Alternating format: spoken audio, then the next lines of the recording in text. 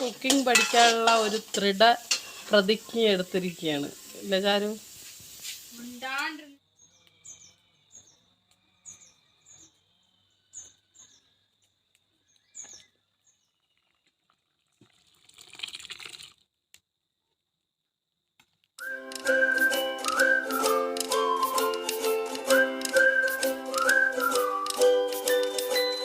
Hello, good morning.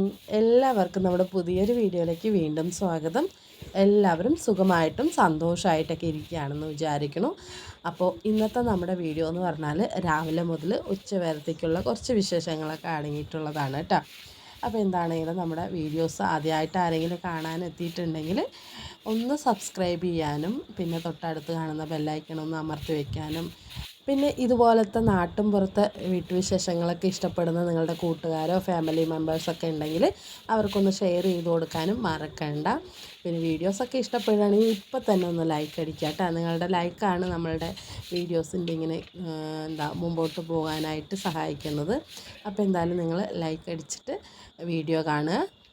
അപ്പോൾ ഞാനിത് അവിടെ രാവിലെ എണീറ്റിട്ട് നമ്മുടെ വീട്ടിലെ പരിപാടികളൊക്കെ ഇങ്ങനെ തുടങ്ങിയിട്ടുണ്ട് കേട്ടോ. രാവിലെ എണീറ്റ് വെച്ചാൽ നമ്മൾ ആദ്യം തന്നെ വീഡിയോ എടുക്കുന്ന ദിവസമാണെങ്കിൽ ആദ്യം ഫോണൊക്കെ എടുത്ത് സെറ്റാക്കി നമ്മുടെ സ്റ്റാൻഡുമൊക്കെ കൂടെ കൊണ്ടുവച്ച് നമ്മൾ എവിടെയാണോ വീഡിയോ എടുക്കുന്നത് അവിടെ കൊണ്ടുവയ്ക്കും കേട്ടോ. മിക്ക വീഡിയോയിലും ഞാൻ എൻ്റെ ഈ ഒരു വീട്ടിൻ്റെ ഈ ഒരു ഭാഗമാണ് കാണിക്കാറുള്ളത്. കാരണം നമുക്ക് ഇവിടെയാണ് കേട്ടോ കൂടുതലും പണികളുള്ളത്. അടുക്കളയിൻ്റെ ആ ഒരു ഭാഗത്ത് തന്നെയാണ്. പുറത്ത് പണിയില്ലെന്ന് ചോദിച്ചാൽ ഉണ്ട്, പക്ഷേ എന്നാലും ഞാൻ കൂടുതലും വീഡിയോ എടുക്കുന്നത് ഈ ഒരു ഭാഗത്തൊക്കെയാണ് കേട്ടോ. അപ്പോൾ മക്കളൊക്കെ ഇങ്ങനെ ഓരോരുത്തരായിട്ട് എണീറ്റ് വരുന്നേ ഉള്ളൂ. ഞാനിപ്പോൾ കുറച്ച് നേരം വൈകിട്ടൊക്കെയാണ് കേട്ടോ എണീക്കണത്. ചിലപ്പോൾ 6:30, ചിലപ്പോൾ 7 മണി കഴിയും അങ്ങനെയൊക്കെ. അപ്പോൾ കുട്ടികൾക്കൊന്നും സ്കൂളിൽ പോകണ്ടല്ലോ, സ്കൂൾ അടച്ചിരിക്കുകയാണ്. പിന്നെ ഏട്ടനിപ്പോൾ വർക്കിന് പോകാത്തതുകൊണ്ട് അപ്പോൾ കുറച്ച് പതുക്കൊക്കെ എണീറ്റാൽ മതിയല്ലോ. അപ്പോൾ അതുകൊണ്ട് ഇന്നൊരു 6:30 ആകുമ്പോൾ എണീറ്റു കേട്ടോ. ഇന്നലെ ഇപ്പം നല്ല മഴയൊക്കെ ഉണ്ടായിരുന്നു ഇവിടെ. അപ്പോൾ അതിൻ്റെ ഒരു നനവും എന്താ പറയുക, മഴ പെയ്തു വെച്ചാൽ പിറ്റേ ദിവസം നമുക്കൊരു തണുപ്പൊക്കെ ആണല്ലോ, എണീക്കാനായിട്ടൊരു മടിയാണല്ലേ. അപ്പോൾ അങ്ങനെ എന്താ പറയുക, ഒരു കാലാവസ്ഥ ആയതുകൊണ്ട് ഈ ഒരു ചൂട് കാലത്ത് ഇടയ്ക്കൊക്കെ ഇതുപോലെ വേനൽ മഴ കിട്ടുമ്പോൾ എന്താ പറയുക, നമുക്കൊരു മനസ്സിനൊരു കുളിർമ എന്നൊക്കെ പറയില്ലേ, അതുപോലത്തെ ഒരു രാവിലെ ആയിരുന്നു കേട്ടോ അത്. അങ്ങനെ രാവിലെ എണീറ്റ് വരുമ്പോൾ തന്നെ മുറ്റമൊക്കെ ഒന്ന് തണുത്ത് കിടക്കുകയാണ്. പിന്നെ തലേദിവസം മഴയൊക്കെ ഉണ്ടായിരുന്നു പറഞ്ഞില്ലേ, അതുകൊണ്ട് തന്നെ നമ്മുടെ അടുപ്പിൻ്റെ ആ ഒരു ഭാഗത്തൊക്കെ ഞാൻ ഷീറ്റൊക്കെ ഇട്ട് മൂടി വയ്ക്കുകയാണ് കേട്ടോ ചെയ്യുന്നത്. അപ്പോൾ വിറകൊക്കെ ഇങ്ങനെ പുറത്ത് ഇങ്ങനെ കിടക്കുന്നുണ്ട്. അപ്പോൾ ഞാൻ വേനൽ മഴ ചെറുതായിട്ടൊക്കെ പെയ്യുന്നതുകൊണ്ട് വലിയ കാര്യമൊക്കെയുള്ള ഇനിയിപ്പോൾ വിറകൊക്കെ ഒന്ന് അടുക്കി പെറുക്കി വെച്ച് അതൊന്ന് ഷീറ്റിട്ട് മൂടി വയ്ക്കണ വരെ എനിക്കൊരു സമാധാനം കിട്ടില്ല കേട്ടോ. അപ്പോൾ ഞാനിങ്ങനെ ഏട്ടനോട് പറയുന്നുണ്ട് വിറക് വെട്ടണം. ഉമ്മറത്തൊക്കെ കുറേ മുട്ടികളൊക്കെ കൊണ്ടുവച്ചിട്ടുണ്ട്, അതൊന്നും മുറിച്ചിട്ടില്ല.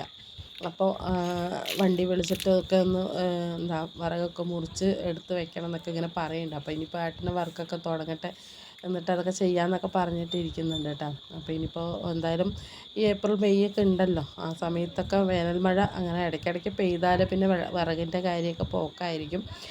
അപ്പോൾ എന്തായാലും ആ മഴക്കാലമൊക്കെ ആകുമ്പോഴത്തേക്ക് അതൊക്കെ ഒന്ന് സെറ്റാക്കി വെക്കണം. അപ്പോൾ ഞാനിതാ മുറ്റമൊക്കെ അടിച്ച് വാരി പിന്നെ പല്ലൊക്കെ തേക്കാനായിട്ട് നിന്നതാണ് കേട്ടോ. അപ്പോൾ ചില ദിവസങ്ങളിൽ എണീറ്റ് വന്നതും പല്ലും തേച്ച് മുഖമൊക്കെ കഴുകിയതിന് ശേഷമായിരിക്കും പിന്നെ പണികളൊക്കെ തുടങ്ങുന്നത്. ചിലപ്പോൾ ഞാൻ മുറ്റമൊക്കെ അടിച്ച് വാരിയിട്ടായിരിക്കും പിന്നെ പല്ലൊക്കെ തേച്ചിട്ട് പിന്നെ അടുക്കളയിൽ കയറുന്നത്. അങ്ങനെ ഓരോ ദിവസവും ചിലപ്പോൾ ഒരേപോലെയൊന്നും ആയിരിക്കില്ല കേട്ടോ, നമ്മളെപ്പോഴും അങ്ങനെ ആയിരിക്കില്ല. ചില ദിവസം വ്യത്യസ്തമായിട്ട്, അല്ലെങ്കിൽ എന്താ പറയുക, നമുക്ക് ചിലപ്പോൾ പണികളൊക്കെ തുടങ്ങിയിട്ട് പകുതി വെച്ചിട്ടൊക്കെ ആയിരിക്കും നമ്മൾ തേക്കുന്നത്. ചിലപ്പോൾ കഴിക്കാൻ പോകുന്ന സമയത്തൊക്കെ തേക്കുന്നത്. ഞാൻ എണീറ്റ് വന്നതും പിന്നെ മുഖമൊക്കെ കഴുകിയിട്ട് നമ്മൾ അടുക്കളയിൽ കയറുള്ളൂ. ഇതിപ്പോൾ രണ്ടാമത്തെ വട്ടമാണ് കേട്ടോ പിന്നെ പല്ല് തേക്കാനായിട്ട് നിൽക്കുന്നത്. മുഖം കഴുകി ഒന്ന് ജസ്റ്റ് ഒന്ന് പല്ല് തേച്ചതിന് ശേഷം പിന്നെ അടുക്കളയിൽ കയറും. അവിടെ അല്ലറ ചില്ലറ പണികളൊക്കെ ഉണ്ടെങ്കിൽ അത് ചെയ്ത് കഴിഞ്ഞ ശേഷം പിന്നെ ചിലപ്പോൾ ഇതുപോലെ പണികളൊക്കെ അതിൻ്റെ ഇടയിൽ കൂടെ ഞാൻ പല്ല് തേക്കാനായിട്ട് നിൽക്കും. അല്ലെങ്കിൽ പിന്നെ ഭക്ഷണമൊക്കെ കഴിക്കാൻ പോണ നേരത്ത് പല്ല് തേക്കാനായിട്ട് നിൽക്കും. അപ്പോൾ ഇതിപ്പോൾ രണ്ടാമത്തെ പല്ല് തേപ്പല്ല, മുഖം കഴുകലാണ് കേട്ടോ. അപ്പോൾ ഞാൻ എന്തായാലും ഈ ഒരു കിണറ്റിലെ വെള്ളത്തിൽ മുഖം കഴുകാനായിട്ട് നല്ല തണുപ്പാണ് കേട്ടോ, നല്ല സുഖമാണ്. രാവിലെ എണീറ്റ് വന്നത് ഈ ഒരു തണുത്ത വെള്ളത്തിലൊക്കെ മുഖം കഴുകിയിട്ടുണ്ടെങ്കിൽ നല്ല ഫ്രഷ് ആയിട്ടുണ്ടാവുമല്ലോ. അപ്പോൾ ഇപ്പോൾ കുറച്ച് ദിവസമായിട്ട് ഞങ്ങളിങ്ങനെ കിണറ്റിലെ വെള്ളത്തിൽ തന്നെയാണ് കേട്ടോ പല്ലേപ്പും മുഖം കഴുകലൊക്കെ. കുട്ടികളും അങ്ങനെ തന്നെയാണ്. ഞാനിങ്ങനെ ചെയ്യുന്ന കണ്ടിട്ട് കുട്ടികളും ഇപ്പോൾ ഇവിടെ വന്നിട്ടാണ് വെള്ളമൊക്കെ എടുത്തിട്ട് മുഖമൊക്കെ കഴുകാനായിട്ട് നിൽക്കുന്നത്. അങ്ങനെ നമ്മുടെ പല്ല് തേപ്പും മുഖം കഴുകലൊക്കെ കഴിഞ്ഞു. പിന്നെ ഞാൻ അടുക്കളയിലെ പാത്രങ്ങളൊക്കെ പുറത്ത് കൊണ്ടിട്ടിട്ടുണ്ട്. പിന്നെയാണ് ഞാനിത് അടുക്കളയിൽ നിന്ന് വൃത്തിയാക്കാനായിട്ട് നിന്ന്. അപ്പം ഞാൻ സാധാരണ ചിലപ്പോഴല്ല മിക്ക സമയത്തും ഞാൻ ഈ അടുക്കളയൊക്കെ തുടച്ച് വിടുന്നത് പണികളൊക്കെ ഒരുങ്ങിയതിന് ശേഷമായിരിക്കും കേട്ടോ അടുക്കള തുടയ്ക്കാനായിട്ട് നിൽക്കുന്നത്. ഇന്നിപ്പോൾ ഞാൻ നേരെ തിരിച്ചായി. അടുക്കള പണി ചെയ്യുന്നതിന് മുമ്പ് തന്നെ അടുക്കളയൊക്കെ ഒന്ന് വൃത്തിയാക്കാമെന്ന് വിചാരിച്ച് അങ്ങനെ ഞാനെന്താ അടുക്കളയൊക്കെ ഒന്ന് തുടയ്ക്കാനായിട്ട് നിൽക്കുകയാണ്. അപ്പോൾ ഞാൻ പറഞ്ഞില്ലേ, എന്നും ഒരേപോലെ ആയിരിക്കില്ല ചിലപ്പോൾ നമ്മുടെ ദിവസങ്ങൾ തുടങ്ങുന്നത്. ചിലപ്പോൾ അങ്ങോട്ടും ഇങ്ങോട്ടും ഒക്കെ മാറിയിട്ടൊക്കെ ആയിരിക്കും. ഇന്നിപ്പോൾ കഴിക്കാൻ ഉണ്ടാക്കുന്നത് ദോശയാണ്. അപ്പോൾ വീടൊക്കെ ഒന്ന് വൃത്തിയാക്കാനുള്ള ഒരു സമയമുണ്ട്. അപ്പോൾ അതുകൊണ്ട് പിന്നെ ഞാനങ്ങനെ അതെല്ലാം കഴിഞ്ഞിട്ട് പിന്നെ ദോശയാകുമ്പോൾ പിന്നെ ചൂടോടൊക്കെ തന്നെ ഇവരെല്ലാവരും കഴിക്കുള്ളൂ. അപ്പോൾ നമ്മുടെ അടുക്കളയിലെ പണികളൊക്കെ ഏകദേശം ഒരുക്കിയതിന് ശേഷം നമുക്ക് അവർ എണീറ്റ് വന്ന് ഇരിക്കുന്ന സമയത്തൊക്കെ ഉണ്ടാക്കാൻ തുടങ്ങിയാൽ മതിയല്ലോ എന്ന് വിചാരിച്ചിട്ട് അങ്ങനെ ഞാൻ അടുക്കള ഒന്ന് വൃത്തിയാക്കാമെന്ന് വിചാരിച്ചു കേട്ടോ. അപ്പോൾ എങ്ങനെയാണെങ്കിലും നമ്മളിങ്ങനെ വൃത്തിയാക്കി വെച്ചാൽ മതി അല്ലേ. നമ്മൾ പണി കഴിഞ്ഞിട്ടാണെങ്കിലും അല്ലെങ്കിൽ പണി ചെയ്യുന്നതിന് മുമ്പ് രാവിലെ എണീറ്റതും വൃത്തിയാക്കിയാലും അല്ലെങ്കിൽ രാത്രി കിടക്കാൻ പോകുന്നതിൻ്റെ മുമ്പ് നമ്മൾ പാത്രങ്ങളൊക്കെ കഴുകിപ്പെറുക്കി നമ്മുടെ ഈ അടുക്കളയൊക്കെ ഒന്ന് വൃത്തിയാക്കി വയ്ക്കുമല്ലോ. അതൊക്കെ ഞാൻ ജോലിക്കൊക്കെ പോയിക്കൊണ്ടിരിക്കുന്ന സമയത്തൊക്കെ ചെയ്തിട്ടുണ്ടായിരുന്നു. രാവിലെ ഒന്നും ഇതിനൊന്നും സമയം കിട്ടില്ലല്ലോ. ഇപ്പം പിന്നെ ഒന്നിനും പോകാത്തത് കൊണ്ട് പിന്നെ ഈ രാത്രി തുടയ്ക്കലൊക്കെ നിർത്തിയിട്ടാണ്. ഇപ്പം അങ്ങനെ രാത്രിയൊന്നും അങ്ങനെ ഒരുക്കി വെക്കാറൊന്നുമില്ല. കാരണം രാവിലെ എണീറ്റിട്ട് വലിയ എന്താ പറയുക നമ്മളിപ്പോൾ എവിടെയും പോകാനുള്ളല്ലോ. അതുകൊണ്ട് പിന്നെ അങ്ങനെ ആ ഒരു പരിപാടിയൊക്കെ അങ്ങനെ നിർത്തിയിട്ടുണ്ട്. അപ്പോൾ ഞാൻ എന്തായാലും ഇതാ അടുക്കളയുടെ ആ ഒരു ഭാഗം തിണ്ടും ഇതിനെയൊക്കെ തുടച്ച് വിട്ടു. പിന്നെ ഇതപ്പോൾ നിലമൊക്കെ ഒന്ന് തുടയ്ക്കണം. നിലം തുടയ്ക്കുമ്പോൾ എന്താ ഇരുന്ന് തുടയ്ക്കണമെന്ന് വിചാരിക്കുന്നുണ്ടാവും. അപ്പം നമ്മുടെ ഈ ഒരു സ്റ്റിക്ക് ഉണ്ടല്ലോ അതിങ്ങനെ തുടച്ചിട്ട് ഇന്നലെ ഞാൻ വീടൊക്കെ ഒന്ന് തുടച്ചിട്ടുണ്ടായിരുന്നു. ആ ഒരു ടൈമിൽ ഒക്കെ തുടച്ചെല്ലാം കഴിയുമ്പോഴത്തേക്കും ആ സ്റ്റിക്ക് അങ്ങോട്ട് പൊട്ടി.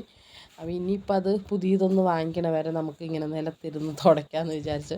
നിലത്തിരുന്ന് തുടയ്ക്കുന്നത് നല്ലത് തന്നെയാണല്ലേ. നമ്മൾ കുറച്ചൊക്കെ ഇതുപോലെ പണ്ടത്തെ രീതിയിലൊക്കെ ഇങ്ങനെ പണിയെടുക്കാൻ തുടങ്ങിയിട്ടുണ്ടെങ്കിൽ പിന്നെ നമുക്ക് എക്സസൈസ് ഒന്നും വേണ്ട ആവശ്യമില്ല.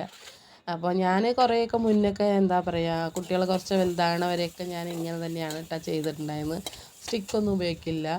പിന്നെ ഗർഭിണിയൊക്കെ ആകുന്ന സമയത്തൊക്കെ ഞാൻ ഇങ്ങനത്തെയൊക്കെ സ്റ്റിക്കൊക്കെ ഉപയോഗിച്ച് നിലമൊക്കെ തുടയ്ക്കുള്ളൂ. പിന്നെ നമുക്ക് അത് ഉപയോഗിച്ച് പിന്നെ നമുക്കൊരു മടിയാവുമല്ലോ. അങ്ങനെ പിന്നെ സ്ഥിരമായിട്ട് സ്റ്റിക്ക് ഉപയോഗിച്ചിട്ട് തന്നെ തുടയ്ക്കാനായിട്ട് തുടങ്ങി. ഇന്നിപ്പോൾ അത് പൊട്ടിയത് കൊണ്ട് അങ്ങനെ നിലമൊക്കെ ഒന്ന് നമ്മൾ ഇരുന്ന് തന്നെ തുടച്ചു. വലിയ കുഴപ്പമൊന്നുമില്ല. ഇരുന്ന് തുടച്ചിട്ടുണ്ടെങ്കിൽ നമുക്ക് ഒരു വ്യായാമമാണ്, വയറ് കുറയും, അങ്ങനെയൊക്കെയുള്ള ഒരു കാര്യമൊക്കെ ഉണ്ട്. പക്ഷേ നമ്മളതൊന്നും കൂട്ടാക്കില്ല അല്ലേ. അപ്പോൾ ഡയറ്റ് അല്ലെങ്കിൽ എക്സസൈസ് അതിലേക്കാണ് ഇപ്പോൾ പോണത്. നമ്മൾ സ്ഥിരമായിട്ട് നമ്മൾ ചെയ്തുകൊണ്ടിരിക്കുന്ന പണി പണ്ട് മുതലേ ചെയ്തുകൊണ്ടിരിക്കുന്ന ഈ നിലം തുടയ്ക്കൽ, അമ്മിയിൽ അരയ്ക്കൽ, എന്താ പറയുക ആട്ടുകല്ലിൽ അരി അരയ്ക്കൽ എന്നൊക്കെ പറയുന്ന അങ്ങനത്തെ പണികളൊക്കെ ചെയ്താൽ തന്നെ നമുക്ക് അതൊരു എക്സസൈസ് തന്നെയാണ്. ഇപ്പം നമുക്ക് ഡയറ്റിൻ്റെ കാര്യത്തിലും അല്ലെങ്കിൽ അങ്ങനെയുള്ള കാര്യങ്ങൾക്കൊന്നും പോകേണ്ട ആവശ്യമൊന്നുമില്ല. അപ്പോൾ എന്തായാലും പറഞ്ഞ് എവിടെയൊക്കെയോ എത്തിയില്ലേ. അപ്പം ഞാനിതാ നമ്മുടെ അടിച്ച് തുടച്ച് എല്ലാം വൃത്തിയാക്കി വെച്ചതിന് ശേഷം ഞാനത് രാവിലെ ദോശയ്ക്കുള്ള കറി ഉണ്ടാക്കുകയാണ് കേട്ടോ. ഇന്നിപ്പോൾ എന്താണെന്നറിയോ കറി ഞാൻ ടൊമാറ്റോ ഫ്രൈ പോലെ ഉണ്ടാക്കാൻ ഏട്ടന് ഭയങ്കര ഇഷ്ടമാണ് ഈ ടൊമാറ്റോ ഫ്രൈ. നമ്മൾ കുരുമുളകൊക്കെ ചേർത്ത് ഞാനിപ്പോൾ കുരുമുളക് ഇട്ടതാണ് കേട്ടോ. അപ്പോൾ അധികം എരിവൊന്നും ചേർക്കില്ല. എരിവ് പറയുമ്പോൾ മുളക് പൊടിയൊന്നും ചേർക്കില്ല, കുറച്ച് ഇടുള്ളൂ. പിന്നെ നമ്മൾ കൂടുതലായിട്ട് കുരുമുളകാണ് കേട്ടോ ചേർക്കുന്നത് അവസാനമായിട്ട്. അപ്പോൾ നമ്മുടെ തക്കാളി കറി വയ്ക്കുമല്ലോ ആ ഒരു ഇതുപോലെ തന്നെയാണ്, പക്ഷേ നമ്മൾ കുരുമുളക് ചേർത്തിട്ടാണ് വെക്കുന്നത്. അപ്പോൾ ഇതിനൊരു നല്ലൊരു പ്രത്യേക ഒരു മണമൊക്കെ ഉണ്ടാവും കേട്ടോ. അപ്പോൾ തക്കാളിയിൽ അങ്ങനെ കറിയിൽ നമ്മൾ വെള്ളമൊന്നും ഒഴിക്കില്ല. ഈ തക്കാളിയിൽ നിന്ന് വരുന്ന വെള്ളത്തിൽ തന്നെ വെന്ത് കിട്ടുന്ന ഒരു കറിയാണ്. അപ്പോൾ ചോറിൻ്റെ ഒപ്പമൊക്കെ കഴിക്കാനും നല്ലതാണ്. ഇതുപോലെ നമുക്ക് ഈ ഒരു പലഹാരത്തിൻ്റെ കൂടെയൊക്കെ കഴിക്കാനും നല്ലതാണ് കേട്ടോ. അങ്ങനെ നമ്മൾ തക്കാളി കറിയാണ് ഉണ്ടാക്കിയത്. അല്ലെങ്കിൽ പിന്നെ നമ്മൾ സാമ്പാർ, ചട്നി, ചമ്മന്തി ഇതൊക്കെ എന്നും ഉണ്ടാക്കുന്നതാണ്. പിന്നെ ഇപ്പോൾ തക്കാളിക്ക് ഭയങ്കര വില കുറവായതുകൊണ്ട് തന്നെ ഞാൻ ഇടയ്ക്ക് ഇങ്ങനെ തക്കാളിയൊക്കെ കഴിയുമ്പോൾ ഞാൻ ഇങ്ങനെ വാങ്ങിച്ച് വെക്കാറുണ്ട് കേട്ടോ. അപ്പോൾ അതുകൊണ്ട് പിന്നെ തക്കാളി ഇഷ്ടം പോലെ ഉണ്ട്. അപ്പോൾ നമുക്ക് തക്കാളി വെച്ചിട്ട് എന്ത് വേണമെങ്കിലും കറി ഉണ്ടാക്കാമല്ലോ. അങ്ങനെ ചെയ്തതാണ് കേട്ടോ. അപ്പോൾ ഏട്ടനും നല്ല ഇഷ്ടമാണ് ഇതുപോലത്തെ കറി ഉണ്ടാക്കിയാൽ.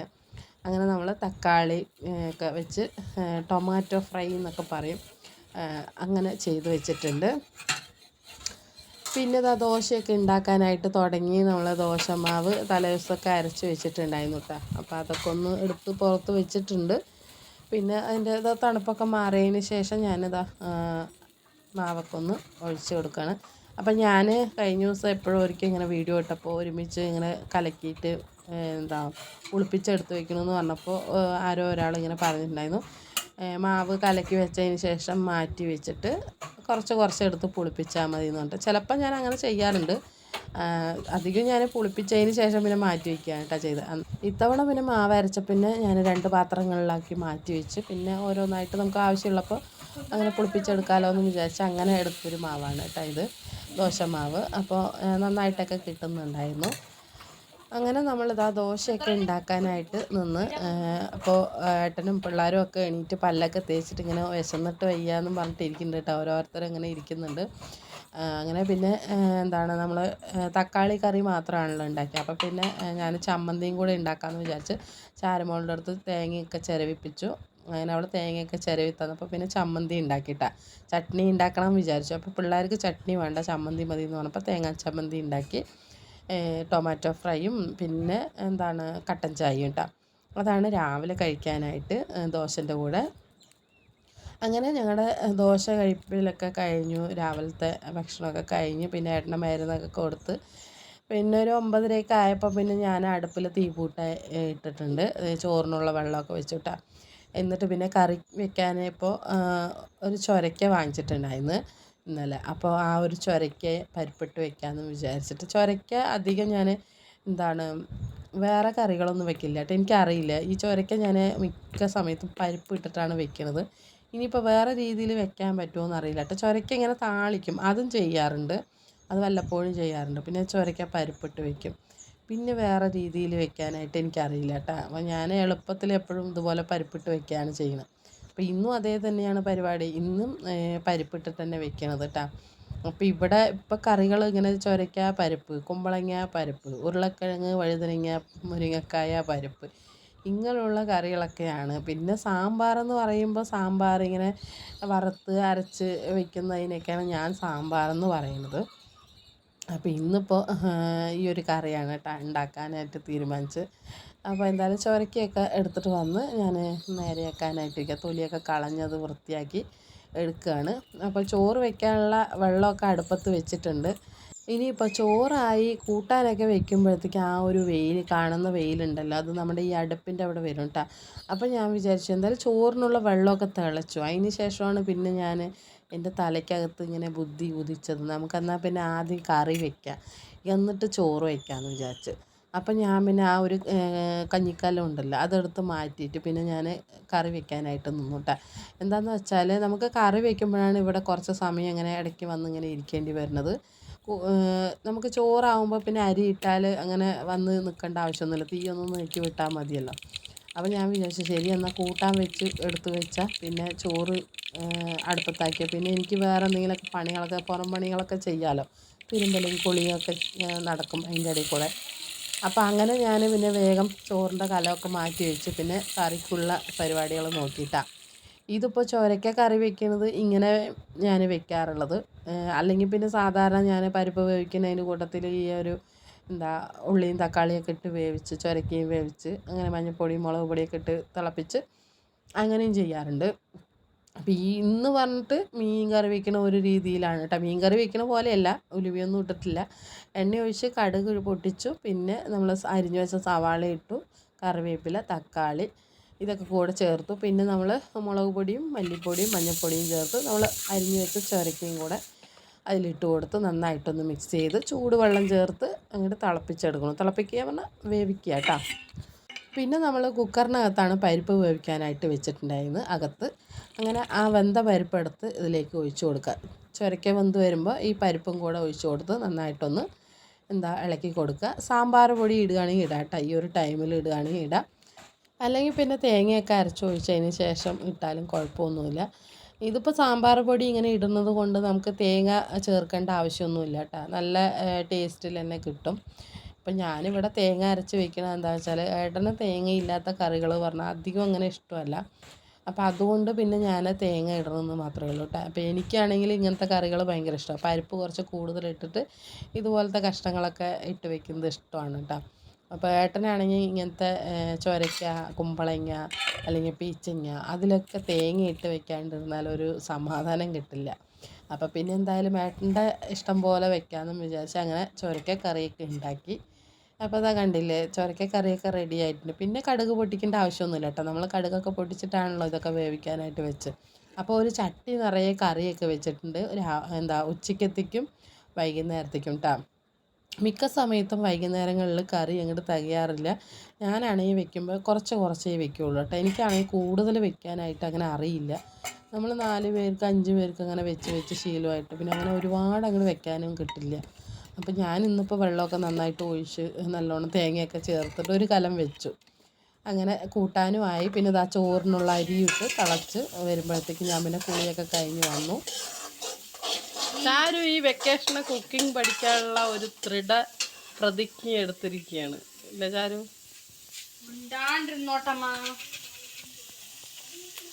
വേണ്ട, കുക്കിംഗ് വേണ്ട.